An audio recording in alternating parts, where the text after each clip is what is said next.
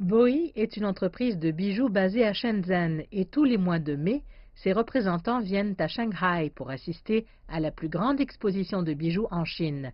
Cette année, l'exposition est assez différente du passé, des concepts plus simples et modernes, et la fourchette de prix est également plus abordable.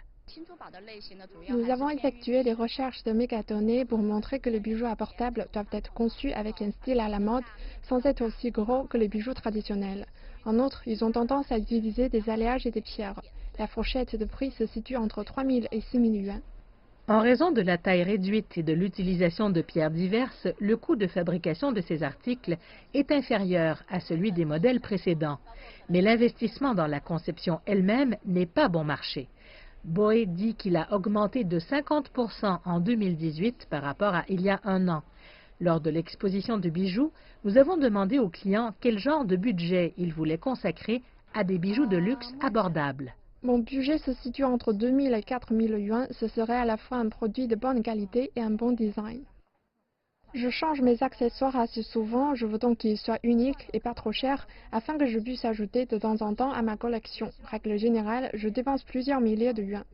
Outre les marques nationales nouvelles, les marques chinoises traditionnelles s'adaptent aux nouvelles tendances de la consommation, car elles ont découvert que les jeunes générations pouvaient être un moteur puissant de leur croissance. Lao Fangxiang est une marque de bijoux centenaire qui est populaire chez les clients plus âgés. Mais la société est consciente du pouvoir d'achat des jeunes générations et plus de la moitié de ces nouveaux produits l'an dernier étaient donc destinés à des clients plus jeunes.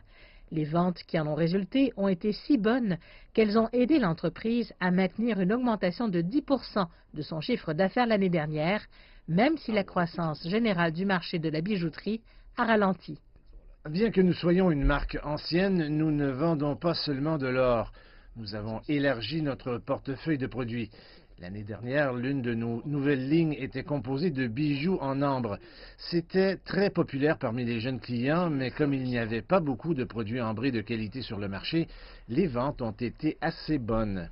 Le potentiel du marché des bijoux de luxe abordables est en croissance. Les recherches de Bain & Company montrent que la taille du marché augmentera de plus de 6% dans les années à venir pour atteindre 21 milliards de yuan en 2023, soit 30% des ventes mondiales.